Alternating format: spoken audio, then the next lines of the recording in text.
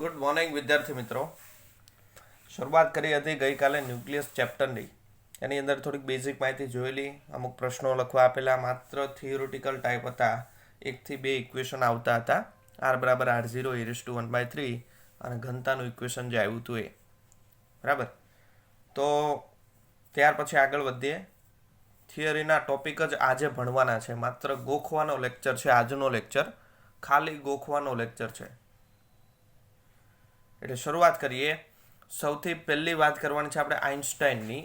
આઇન્સ્ટાઈને એક famous equation આપ્યું હતું, તો આઇન્સ્ટાઈનનું દળ ઉર્જાનું ઇક્વેશન, જે આપણને ખબર જ છે. આઇન્સ્ટાઈને આપેલું ઇક્વેશન E = mc².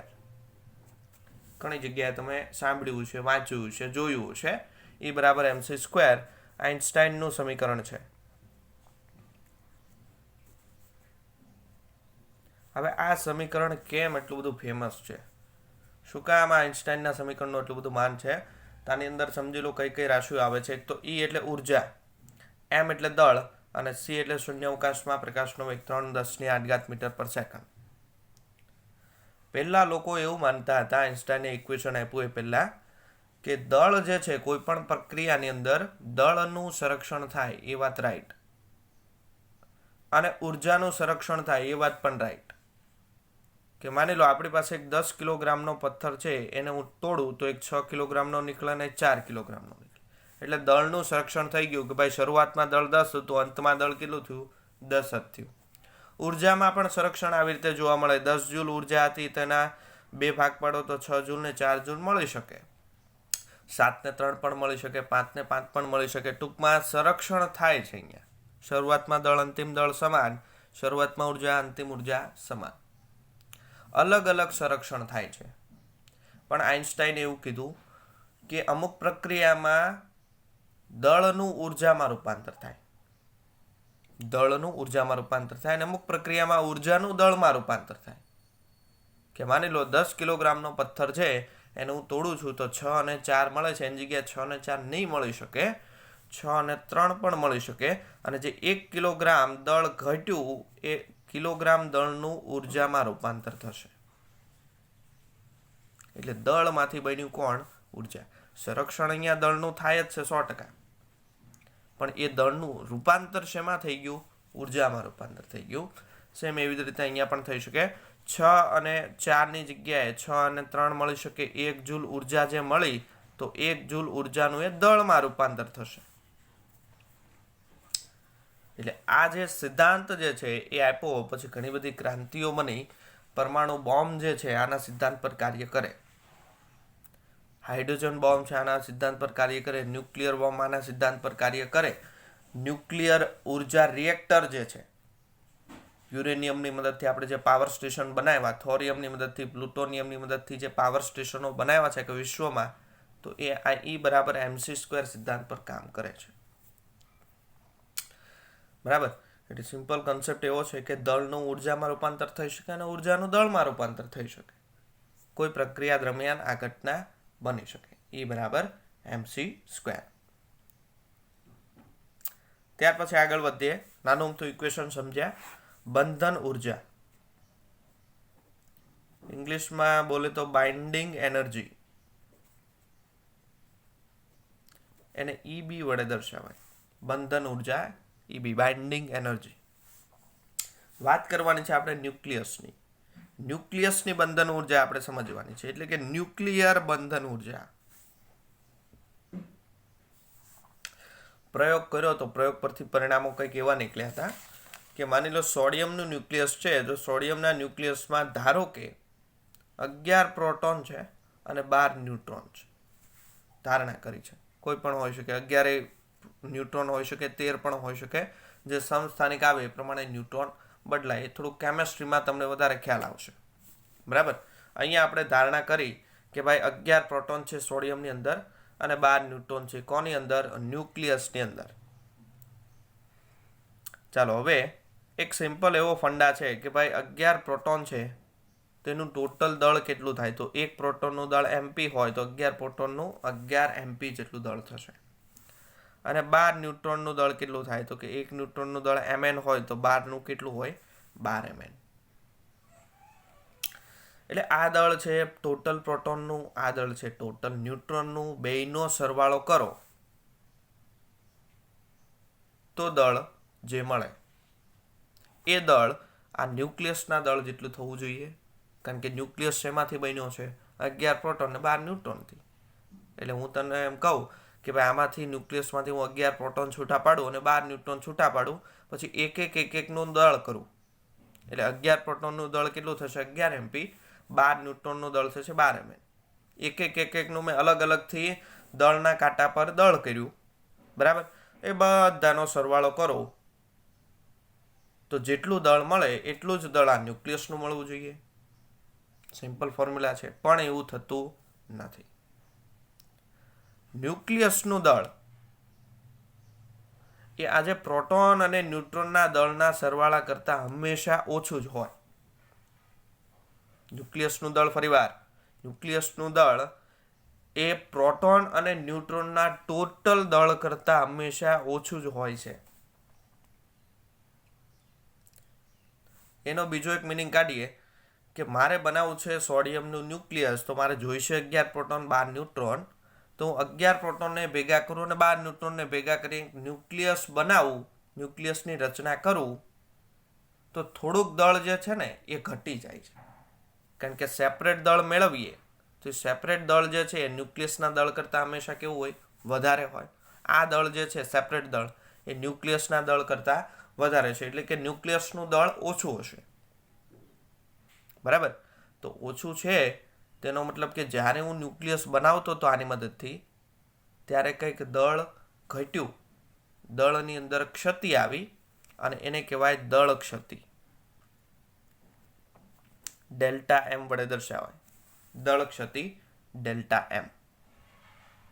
કન્સેપ્ટ જોઈને આપણે દળ ક્ષતિનો, દળ ક્ષતિ કોને કહેવાય? કે જ્યારે પ્રોટોન અને ન્યુટ્રોન અમુક સંખ્યામાં ભેગા કરીને ન્યુક્લિયસ બનાવીએ તો એ દરમિયાન અમુક દળ ઘટે છે અને આ દળને દળ ક્ષતિ કહેવાય. એટલે હંમેશા યાદ રાખવાનું કે ન્યુક્લિયસનું દળ એના કરતાં એના ઘટક કણો એટલે જેમાંથી ન્યુક્લિયસ બને છે એવા કણો, એટલે કે પ્રોટોન અને ન્યુટ્રોન, એનું દળ હંમેશા વધારે થશે. ન્યુક્લિયસના દળ કરતાં એના ઘટક કણોનું કુલ દળ હંમેશા વધુ જ હશે. એટલે આ વધુ છે અને આ ઓછું છે. તો હવે એક ધારણા કરવાની છે કે ધારો કે આપણી પાસે એક ન્યુક્લિયસ છે AZX. હવે આ તમને ખબર છે, એક્સ એટલે એની સંજ્ઞા છે, ઝેડ પરમાણુ ક્રમાંક, એ એટલે પરમાણુ ભાર, પરમાણુ દળાંક, બરાબર? તો આપણી પાસે AZX ન્યુક્લિયસ છે અને ન્યુક્લિયસનું દળ કેપિટલ M જેટલું છે. કેપિટલ M શું છે? ન્યુક્લિયસનું દળ છે, જોજો. હવે આની અંદર ટોટલ પ્રોટોન કેટલા છે? જેટલા પરમાણુ ક્રમાંક હોય એટલા જ પ્રોટોન, એટલે ઝેડ જેટલા પ્રોટોન છે. એક પ્રોટોનનું દળ કેટલું આવે? MP. તો ટોટલ પ્રોટોનનું દળ કેટલું થાય? ZMP. એવી રીતે ન્યુટ્રોનની વાત કરીએ તો ન્યુટ્રોન કેટલા હોય? તો આ માઇનસ આ બાદ કરો ત્યારે આપણને ન્યુટ્રોન મળશે. એટલે A માઇનસ Z જેટલા ન્યુટ્રોન છે, એક ન્યુટ્રોનનું દળ Mn છે, તો ટોટલ દળ કેટલું થઈ જાય? A minus Z into Mn. એટલે આ થઈ ગયું કુલ પ્રોટોનનું દળ, આ થઈ ગયું કુલ ન્યુટ્રોનનું દળ. બેયનો સરવાળો કરો એટલે ટોટલ ઘટક કણનું દળ મળશે. એટલે ટોટલ ઘટક કણનું દળ ZMP વત્તા A minus Z into Mn. આ ટોટલ દળ થઈ ગયું ઘટક કણોનું, અને આ એનું ન્યુક્લિયસનું દળ. તો આ બેમાંથી કયું દળ મોટું હશે? ઘટક કણોનું દળ હંમેશા ન્યુક્લિયસ કરતાં મોટું હશે. તો આ મોટું છે, આ નાનું છે. દળ ક્ષતિ એટલે દળમાં રહેલો ફેરફાર. તો આ મોટું, આ નાનું, તો મોટામાંથી નાનું બાદ કરો એટલે આપણને શું મળશે? ડેલ્ટા એમ, દળ ક્ષતિ. તો ડેલ્ટા એમનું ઇક્વેશન ડાયરેક્ટ યાદ પણ રાખવાનું છે, થિયરી પણ સમજીને યાદ રાખવાની છે. ZMP plus A minus Z into Mn આખાની કાઉન્સ માઇનસ કેપિટલ M. આ થઈ ગયું દળ ક્ષતિનું ઇક્વેશન. આટલું દળ ઘટશે. આના રિલેટેડ દાખલા MCQ ઘણા બધા આવવાના છે. દળ ક્ષતિનું ઇક્વેશન સીધું મગજની અંદર ક્લિયર હોવું જોઈએ. Delta M ZMP plus A minus Z into Mn minus capital M. ચલો, દળ ક્ષતિ આટલું દળ ઘટે છે. આઇન્સ્ટાઈને એવું કીધું કે ભાઈ કોઈ પણ પ્રક્રિયામાં દળ ઘટતું હોય તે દળ ક્યાં જાય? ઉર્જાના સ્વરૂપમાં રૂપાંતર પામે. તો આ જો પ્રક્રિયા છે એની અંદર દળ ક્ષતિ ડેલ્ટા એમ હોય તો એને અનુરૂપ ઉર્જા કેટલી થાય? E બરાબર ડેલ્ટા MC સ્ક્વેર. બરાબર, ડેલ્ટા એમ જેટલું દળ ઘટે છે, જેટલું દળ ઘટે એનું શેમાં રૂપાંતર થાય? ઉર્જામાં રૂપાંતર થશે. એટલે દળ ક્ષતિ વાર્તા ક્લિયર છે. ત્યાર પછી આગળ વધીએ, બંધન ઉર્જાની વાત કરીએ. બંધન ઉર્જા કોને કહેવાય? તો એક સિમ્પલ ફંડા છે કે જ્યારે પ્રોટોન ને ન્યુટ્રોન ભેગા કરીને ન્યુક્લિયસ બનાવીએ તો દળ ક્ષતિ આવશે. ઊંધું કરો, ન્યુક્લિયસમાંથી તમે પ્રોટોન ને ન્યુટ્રોન છૂટા પાડો તો શું ઘટના બને? તો પણ દળ કંઈક ઉમેરવું પડશે. ઘટના બે અલગ અલગ છે. ન્યુક્લિયસ છે એમાંથી તમારે પ્રોટોન અને ન્યુટ્રોન છૂટા પાડવા છે અને પ્રોટોન અને ન્યુટ્રોન ભેગા કરીને ન્યુક્લિયસ બનાવવું છે. બે ઘટના છે, ઊંધી ઘટના છે બંને. તો આ ઘટના તો હમણાં આપણે જોઈ કે ભાઈ પ્રોટોન ન્યુટ્રોન ભેગા કરો અને ન્યુક્લિયસ બનાવો તો ડેલ્ટા એમ જેટલું દળ ક્ષતિ આવશે. બરાબર, મતલબ કે આ દળ મોટું હશે ને આ દળ નાનું હશે, એટલે મોટામાંથી નાનામાં જાઓ એટલે આટલું દળ આપણને એક્સ્ટ્રા મળ્યું અને એક્સ્ટ્રા દળનું શેમાં રૂપાંતર થશે? ઉર્જામાં. એટલે અહીંયા પ્રક્રિયામાં ઉર્જા મુક્ત થશે. ખબર પડી? ઉર્જા અહીંયા શું થાય? મુક્ત થાય. એટલે જ્યારે ન્યુક્લિયસ બને, પ્રોટોન અને ન્યુટ્રોનમાંથી ન્યુક્લિયસ બનશે તો એ પ્રક્રિયા દરમિયાન શું થશે? ઉર્જા મુક્ત થશે. પણ ઊંધું કરો, ચલો, ન્યુક્લિયસ છે એમાંથી તમારે પ્રોટોન ન્યુટ્રોન છૂટા પાડવા છે તો આ દળ ઓછું છે ને આ દળ વધુ છે.